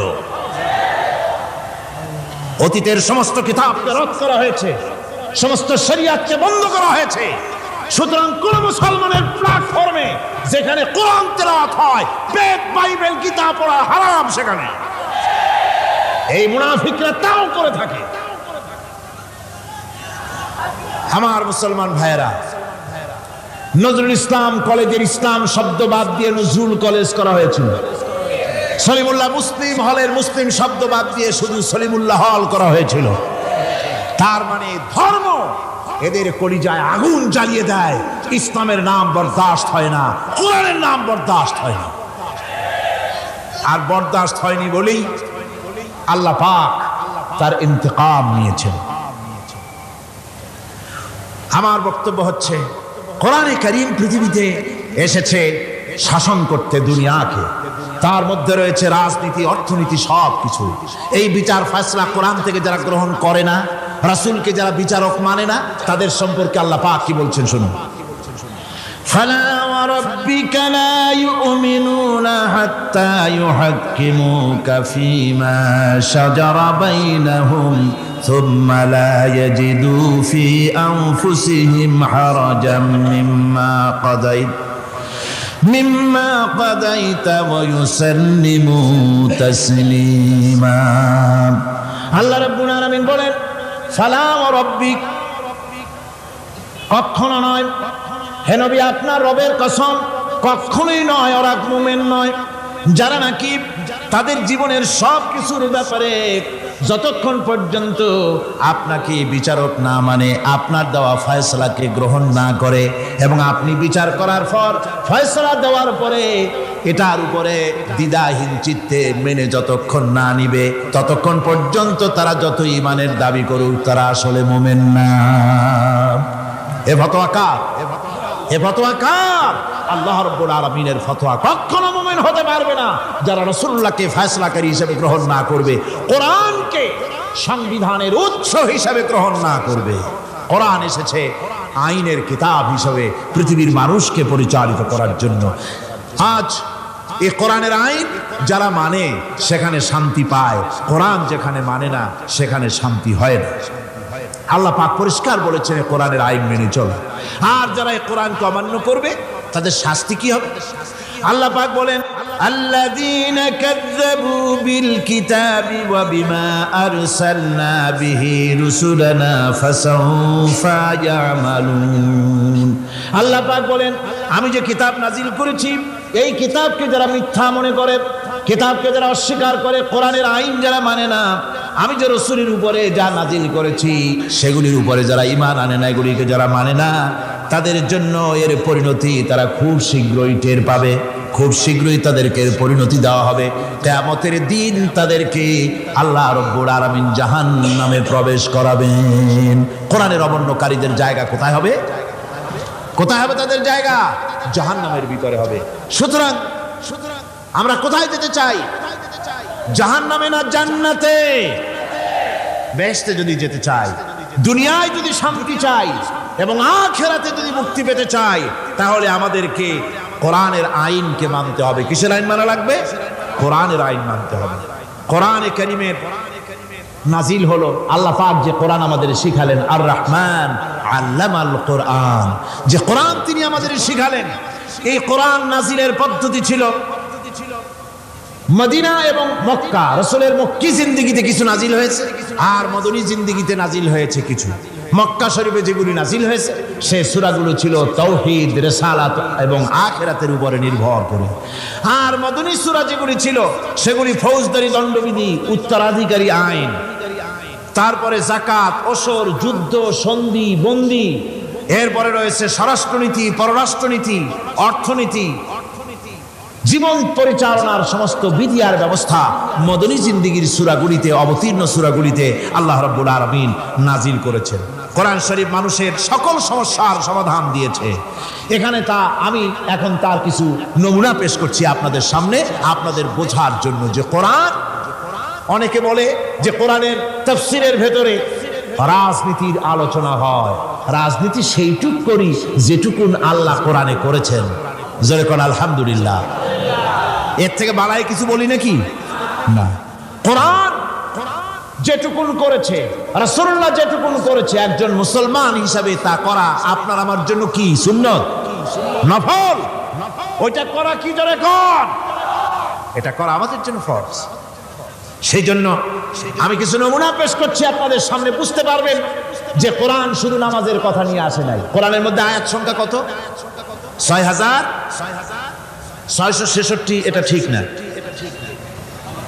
কিছু কম আছে ৬,০০০ কয়েক শত ভালো করে গুনে দেখা দরকার তো এই যে আয়াত কারিমা যেগুলি রয়েছে এর মধ্যে মাত্র ৫০০ আয়াত হচ্ছে হুকমে শরঈ ভালো করে শুনুন ৫০০ আয়াত আদেশ এবং নিষেধ জাতীয় এটা করো ওটা করো না এটা হালাল ওটা হারাম এ হলো ৫০০ তো এই যদি ৫০০ হয় তাহলে বাকি ৬,০০০ কি বাকি ৬,০০০ ইতিহাস দর্শন বিজ্ঞান রাজনীতি অর্থনীতি সমাজনীতি উত্তরাধিকারী আইন পররাষ্ট্রনীতি স্বরাষ্ট্রনীতি মানুষের জীবনে যা দরকার ইহকাল পরকাল কবর হাসর মিজান সিরাত জান্নাত জাহান্নাম এসব কিছু আল্লাহ পাক বাকি হাজার হাজার আয়াতের মধ্যে বলেছেন তো ৫০০ আয়াতের পরিচিতি আমাদের জানা আছে নামাজ রোজা হজ যাকাত হালাল বৈধ অবৈধ ইত্যাদি সম্পর্কে কিন্তু বাকি আয়াতগুলিতে আমাদের জীবন পরিচালনার ব্যাপারে আল্লাহ পাকের কথা শুনুন কিভাবে এই কথাগুলি আল্লাহ পাক আমাদের বলছেন বিচার পদ্ধতি সম্পর্কে শুনুন কোরআন যে বিচার পদ্ধতি আমাদেরকে দিয়েছেন নিরঙ্কুশ ন্যায় বিচারের কথা কোরআন বলেছে বিচার হতে হবে কি ধরনের ওয়াইদা হাকামতুম বাইনান নাসি আন তাহকুমু বিল আদল কোরআন শরীফ বলেছে তোমরা যখন লোকদের মাঝে বিচার ফয়সালা করবে তখন অবশ্যই সুবিচার করবে জাস্টিস ন্যায় বিচার করবে এই ন্যায় বিচার করতে গিয়ে তোমার সামনে যদি বিজাতীয় কোনো লোক আসামি হয়ে দাঁড়ায় অমুসলিম তখন বিচারটা কিভাবে করবে কোরআনে কারীম বলছে ওয়ালা ইয়াজরিমান্নাকুম শানাআনু কওমিন আলা আল্লা তা'দিলু কোন বিশেষ শ্রেণীর বিচার কাজ করতে গিয়ে কোন বিশেষ শ্রেণী বা জাতির বিচার কার্য পরিচালনা করতে গিয়ে তাদের প্রতি বিদ্বেষ যেন তাদেরকে তুমি যেন জুলুম করে না বসো তখন যেন তুমি ইনসাফ করতে পারো তাদের উপরে জুলুম করবে না সে যদি তোমার জাতের লোক না হয়, বিচার করতেছো তুমি, বিচারক হিসাবে সঠিক বিচার করবে, বিচারের মানদণ্ডকে কখনো খেলাধুলা করবে না, ভালো সুবিচার করবে। এটা হচ্ছে কোরআনে কারীমের কথা। আর আত্মীয় স্বজনের বিচার সম্পর্কে বলা হচ্ছে যে তোমরা বিচার নিয়ে, সুবিচার নিয়ে তোমরা দাঁড়াও, দণ্ডায়মান হও সুবিচার নিয়ে। মুসলমানেরা তোমরা যখন বিচার করবে, তখন এই বিচার করতে গিয়ে ওয়ালাউ আলা আনফুসিকুম আবিল ওয়ালিদাইনে ওয়াল আকরাবিন, সে যদি তোমার নিজের বিরুদ্ধেও যায় বিচার, তা যদি তোমার সন্তান সন্ততি ভাই ব্রাদার মা বাপ ইত্যাদির বিরুদ্ধেও যদি চলে যায়, ইয়াকুন গানিয়ান আও ফাকিরান, যদি সে গরিব হয় যদি সে ধনীও হয়, বিচারের বেলায় কোনো রকম তারতম্য করবে না, আপন হোক পর হোক বিচার করতে হবে সঠিক। এটা কার কথা? আল্লাহর। জোরে বলেন কার কথা? পৃথিবীর কোন ধর্মগ্রন্থে কথা বলেছে? পৃথিবীর কোন জাতি কথা বলেছে? কোরআন বলেছে এই সুবিচারের কথা। সুবিচার করতে হবে, বিচারের বেলায় খবরদার আপন পর এবং কোন ধর্মের লোক এই চিন্তা করতে যেও না। কোরআনে কারীমের রয়েছে, কোরআনে কারীমের মধ্যে রয়েছে ফৌজদারি দণ্ডবিধি, জুডিশিয়াল ল, ফৌজদারি দণ্ডবিধি। এখানে একটা কথা বলে নিতে হয়, আল্লাহর আইন, মূল কথাটা কি? আল্লাহর আইন। আল্লাহর আইনের কথা শোনা মাত্রই এক শ্রেণীর লোকেরা মনে করে আল্লাহর আইন মানেই হলো হাত কাটা, আল্লাহর আইনের অর্থই হলো গলা কাটা, আল্লাহর আইনের অর্থই হলো দৌড়া মারা। এটা একটা বাজে কথা। আল্লাহ পাকের আল্লাহ কি এইরকম একটা বদমেজাজি দারোগার মতো আল্লাহ যে মানুষ পাইলেই খালি পিটাবে আর হাত কাটবে? একটা কথা হইল? হাত কাটা, গলা কাটা, এটা কখন? সুবিচার প্রতিষ্ঠিত হয়ে যাবে, খাওয়া পড়ার গ্যারান্টি মিলবে, তারপরে যদি কেউ চুরি করে দৃষ্টান্তমূলক শাস্তি দাও হাত কেটে। এর আগে না। মদিনা মুনাওয়ারায় হযরত ওমর রাদিয়াল্লাহু তাআলা আনহুর সময় অনাবৃষ্টির কারণে দুর্ভিক্ষ দেখা দিয়েছিল। তখন হযরত ওমর জাস্টিসদেরকে, ম্যাজিস্ট্রেটদেরকে ডেকে পরিষ্কারভাবে এলান করে দিয়েছিল, এখন যদি কোনো চোর ধরা পড়ে, এই দুর্ভিক্ষ চলাকালীন কোন চোর যদি ধরা পড়ে আর প্রমাণিত হয় পেটের জ্বালায় চুরি করেছে, খবরদার তার হাতকে তোমরা কাটবে না, খবরদার হাত কাটবে না। ইসলাম তো আগে পেটে দেয়। আগে কোথায় দেয়? পেটে, তারপরে দেয় পিঠে, আগে দেয় না। মানুষের খাওয়া পড়া শিক্ষা চিকিৎসা বাসস্থান সবটার গ্যারান্টি দেওয়া হয়। মদিনায় যখন এই গ্যারান্টি এসে গেল, চোরের হাত কাটা আইন মক্কায় নাজিল হয় নাই, নাজিল হয়েছে মদিনা মুনাওয়ারায় রাসূলের মদনী জিন্দেগিতে। কোন সময়? যখন রাসূলুল্লাহ প্রেসিডেন্ট। রাসূলুল্লাহ কি? জোরে কোন? রাসূলুল্লাহ কি? রাষ্ট্রপতি। সেই সময় মানুষ দরজা খুলে ঘুমাবার সুযোগ পেল, খাওয়া পড়া শিক্ষা চিকিৎসা বাসস্থানের গ্যারান্টি পেল। এই সময় আল্লাহ রাব্বুল আলামিন তিনি যখন দেখলেন ইসলামী সমাজ ব্যবস্থা কোরআনের আইনের মাধ্যমে মানুষ সব রকমের নিরাপত্তা লাভ করেছে, পেটের সমস্যার সমাধান হয়ে গেছে, তখন আল্লাহ আইন জারি করলেন, আস-সারিকু ওয়াস-সারিকাতু ফাকতাউ আইদিয়াহুমা, চোর পুরুষ হোক আর নারী হোক উভয়ের হাত কেটে দাও। পুরুষ হোক আর নারী হোক এখন উভয়ের হাত কেটে দাও। দৃষ্টান্তমূলক শাস্তি হোক, যাতে করে এই চুরি আর না কেউ না করে। পেটে খাবার আছে, চাকরি আছে, ওষুধ আছে, শিক্ষা আছে, থাকার মতো জায়গা আছে, এখন চুরি করো কেন? তাহলে বোঝা যাবে এটা নেশায় পরিণত হয়েছে। কি হয়েছে? নেশা। তখন তো আর চোরকে বসায় সেলুট মারা আর যাবে না, এখন হাতটা কাটিয়া একটা শাস্তি দিয়ে দাও। আমাদের দেশে কিন্তু চোরের হাত কাটা আইনের ব্যাপারে কোন চোরের আজ পর্যন্ত মিছিল করে না। বাংলাদেশের কোন ছোট ছোট চোর, যেমন তাল চোর, বেল চোর, কচু চোর, ছাতি চোর, জুতা চোর, আরো যত ছোট ছোট চোর, এই সব চোরেরা কি কোনোদিন মিছিল করেছে যে চোরের হাত কাটা আইন মানি না, মানবো না? বলেছে কেউ? কিন্তু এই আইনের বিরুদ্ধে সোচ্চার কারা? কোন চোরেরা? নিশ্চয়ই ছোট চোরেরা না, বড় চোর, যারা তাল বেল চুরি করে না, বরং কলমের খোঁচা দিয়া সরকারের জনগণের লক্ষ কোটি কোটি টাকা পকেটস্থ করেন মেহেরবানি করে। ওইসব তারা মনে করেন যদি এই আইন চালু হয়ে যায় তাহলে তালচোর বেলচোরের তো কোনো ক্ষতি নাই, ইসলামী রাষ্ট্র চালু হলে পরে তো সকলের পেটে ভাত আসবে, ওই তাল বেল আর চুরি করা লাগবে না, তাদের তো সুবিধা। কিন্তু মুসিবতটা তো আমাদের হবে। বেশি খাইয়ে খাইয়ে জিব্বা পুরি হয়ে গেছে।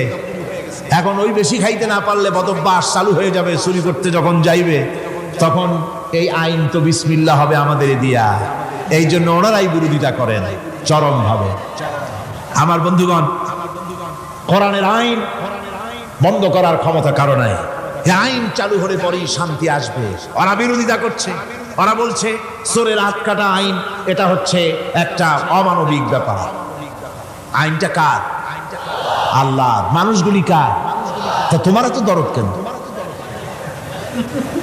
মায়ের চাইতে মাসির দরদ বেশি, এটা কি খুব সুলক্ষণ? না, এটা দারুণ কুলক্ষণ। সুতরাং আল্লাহ রাব্বুল আলামিন তার আইন হচ্ছে শাশ্বত আইন। চোরের হাত কাটা আইন অর্থ এ নয় যে বাংলাদেশ ইসলামী দল যদি ক্ষমতায় আসে পাইকারি দরে চোরের হাত কাটা আরম্ভ করবে না। ততক্ষণ পর্যন্ত আইন চালু হবে না যতক্ষণ পর্যন্ত সমস্ত মানুষ তাদের কর্মসংস্থান না হবে, খাবার না পাবে, চাকরি বাকরি না হবে, খেয়ে পরে খাওয়া পড়া শিক্ষা চিকিৎসা বাসস্থান সবটার গ্যারান্টি মিলবে, তারপরে আইন চালু হবে। এর আগে না।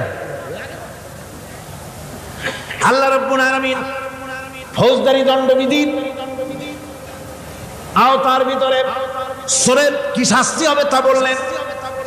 নরহত্যার শাস্তি কি হবে তাও আল্লাহ পাক এখানে বলছেন, ইয়া আইয়ুহাল্লাযীনা আমানু কুতিবা আলাইকুমুল কিসাসু ফিল কাতলা। আল্লাহ পাক বলেন তোমাদের প্রতি নরহত্যার শাস্তি স্বরূপ কিসাস নির্দিষ্ট করা হয়েছে, অর্থাৎ হত্যার বদলে হত্যা করা। একজন মানুষ আর একজন মানুষকে হত্যা করেছে, কোরআনের আইন হচ্ছে ওকেও হত্যা করা। কি সুন্দর আইন, সুবহানাল্লাহ পড়েন। তাহলে কি হবে? রেডিও টেলিভিশনে পত্র পত্রিকার মাধ্যমে যদি খবর ছড়ানো হয় যে হত্যাকারীর বিচার হবে কোরআনের আইন অনুযায়ী, প্রকাশ্য রাজপথে হত্যাকারীকে তাকেও যদি হত্যা করে দেওয়া হয়, এই দৃশ্য উপস্থিত জনতা যত দেখবে, পত্র পত্রিকায় খবর পাবে, টেলিভিশনের পর্দায় দেখতে পাবে, যারা দেখলো এই সব লক্ষ লক্ষ জনতার ভেতরে মানুষ হত্যা করার দুঃসাহস আর আসবে? আল্লাহ পাক বলছেন এটা হচ্ছে মানুষের কিসাস, এর মধ্যে রয়েছে মানুষের জীবন। এরপরে নরহত্যার শাস্তি আল্লাহ পাক এভাবে কোরআনে কারীমের মধ্যে বললেন। জিনার শাস্তি, আয-যানিয়াতু ওয়াজ-যানি ফাজলিদু কুল্লা ওয়াহিদিম মিনহুমা মিআতা জালদা। আল্লাহ রাব্বুল আলামিন বলেন, জিনাকারিনী পুরুষ, জিনাকারিনী নারী আর জিনাকারা পুরুষ, তাদের শাস্তি হচ্ছে উভয়কে 100 করে দৌড়া মারা, প্রাণদণ্ড দিয়ে দেওয়া। এই শাস্তি যদি হয় জিনা বন্ধ হয়ে যাবে, বিবাহ সহজ হবে। ইসলামী রাষ্ট্র হলে পরে জিনা করা কঠিন হবে, বিবাহ করা সহজ হয়ে যাবে। এটা হচ্ছে কোরআনের আইনের সুন্দর বিধান। জিনার শাস্তি, চোরের শাস্তি, নরহত্যার শাস্তি জুডিশিয়াল লয়ের আওতায়, ফৌজদারি দণ্ডবিধির আওতায় এগুলি পড়ে। এগুলি সব কোরআন শরীফে আছে না নাই? আছে কিনা? তাহলে কি করে আপনি বলবেন আপনি ধর্ম নিরপেক্ষ? আপনি শুধু ধর্ম আপনার ব্যক্তিগত ব্যাপার আর রাজনীতি একটা আলাদা ব্যাপার।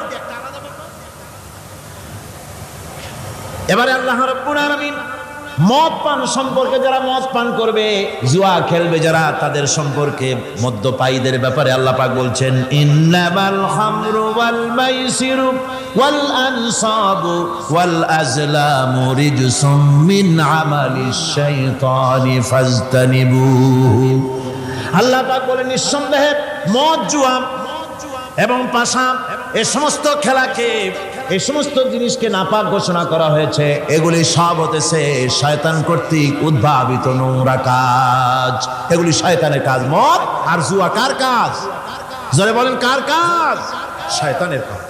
সুতরাং ফাজতানিবুহু, এর থেকে তোমরা ফিরে থাকো। আল্লাহ বলছেন মদ এবং জুয়া মানুষকে আল্লাহর জিকির থেকে ফিরায় রাখে। ফাহাল আনতুম মুনতাহুন, এগুলি শোনার পরেও কি তোমরা এর থেকে ফিরে থাকবে না? এবার আল্লাহ রাব্বুল আলামিন ওজনে কম দেওয়া সম্পর্কে বলছেন, যারা ব্যবসায়ী, অনেক ব্যবসায়ী আছে, ব্যবসা করতে গিয়ে ধর্ম ব্যক্তিগত ব্যাপার, ব্যবসার মধ্যে ধর্ম নিতে চাই না, কয় যে ধর্ম দারুণ পবিত্র জিনিস, এত পবিত্র, শুধু মসজিদে থাকবে, শুধু মাদ্রাসায় থাকবে, আমার জীবনের বিস্তীর্ণ অঙ্গনে ধর্ম ঢুকতে পারবে না। তার মানে ভাবখানা এই, আল্লাহ এবং রসুলকে বলে দেওয়া হচ্ছে, হে আল্লাহ হে রসুল, তোমাদের উপরে 144 জারি করে দিলাম, শুধু মসজিদে আর খানকায় থাকো, মাদ্রাসায় থাকো, আমাদের জীবনের বিস্তীর্ণ অঙ্গনে তোমাদের কোনো প্রবেশের অধিকার নাই। জোরে কর নাউজুবিল্লাহ। আল্লাহ পাক মানুষের জীবনের সকল ক্ষেত্রে আইন চলবে আল্লাহ, ইনিল হুকমু ইল্লা লিল্লাহ, আইন চলবে কার? ওই আল্লাহ রাব্বুল আলামিন বলেন, ওজনে কম দিও না, ওয়াউফুল কাইলা ইযা কিলতুম ওয়াজনু বিল কিসতাসিল মুস্তাকিম। মেপে যখন কোনো জিনিস দিবে পরিমাপে কম দিবে না, ওজন করে যখন দিবে ওজনেও কম দিবে না। আল্লাহ পাক কোরআনে কারীমের মধ্যে সুন্দর করে সব কথা বলে দিলেন, ওজনে কম করো না, পরিমাপে কম করো না, সঠিকভাবে এটাকে দিও। ইতিমের মাল সম্পর্কে কোরআন বলছে, ওয়ালা তাকরাবু মালাল ইয়াতীম ইল্লা বিল্লাতী হিয়া আহসান। ইতিমের মাল ভক্ষণ করা তো দূরের কথা, এর নিকটবর্তী হয় না। তবে হ্যাঁ, এতিম বয়সপ্রাপ্ত হওয়া পর্যন্ত যদি আমানত রাখো সেটা ভিন্ন কথা, কিন্তু এতিমের মালকে ভক্ষণ করো না অবৈধভাবে। এতিমের মালের সুরক্ষার জন্য আল্লাহ পাক বলে দিলেন।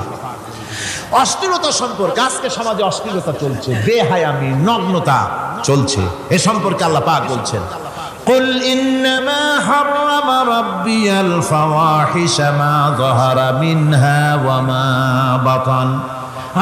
আল্লাহ পাক বলেন, হে নবী আপনি বলে দেন, আমার প্রভু নিঃসন্দেহে প্রকাশ্য এবং অপ্রকাশ্য সব রকমের নির্লজ্জতা এবং পাপাচারকে নিষিদ্ধ ঘোষণা করেছেন, হারাম করে দিয়েছেন। প্রকাশ্য এবং অপ্রকাশ্য সব রকমের পাপাচারকে, নির্লজ্জতাকে আল্লাহ পাক নিষেধ করেছেন। আজকে আমাদের দেশের টেলিভিশনে যে সমস্ত নির্লজ্জ বিজ্ঞাপন দেওয়া হয়, নারী দেহের যে সৌন্দর্য প্রদর্শনী করা হয়, এ কি কোনো মুসলমান দেশের করা উচিত? কোন মুসলমানদের জন্য এটা কি বৈধ? আজ নির্লজ্জতা, বেহায়ামি ছড়িয়ে পড়ছে চতুর্দিকে। আল্লাহ পাক নিষেধ করছেন, হারাম করে দিয়েছেন। প্রকাশ্য অপ্রকাশ্য সব রকমের নির্লজ্জতা আল্লাহ পাক হারাম করেছেন। সুতরাং আল্লাহ পাক বলছেন, আমি সুদকে হারাম করেছি, ব্যবসাকে করেছি হালাল। এই সুদ থেকে যদি না ফেরো, ফাইন লাম তাফআলু ফাযানু বিহারবিন মিনাল্লাহি ওয়া রাসূলি। আল্লাহ রাব্বুল আলামিন বলেন, যদি এই সুদ থেকে না ফেরো, যদি এই সুদ থেকে বিরত না থাকো, তাহলে আমি আল্লাহ এবং আমার রাসূলের পক্ষ থেকে যুদ্ধের ঘোষণা রইল। পারবেন?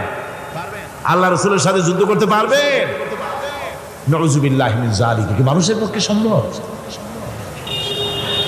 সুদ সম্পর্কে আল্লাহ ঘোষণা করলেন কোরআনে কারীমের মধ্যে। এবার ধনী এবং গরিব সম্পর্কে, ধনী আর গরিবের ভিতরে সম্পর্কটা কেমন হবে আল্লাহ পাক কোরআনে কারীমের মধ্যে বলে দিলেন, ওয়া ফি আমওয়ালিহিম হাক্কুল লিসাইলি ওয়াল মাহরুম।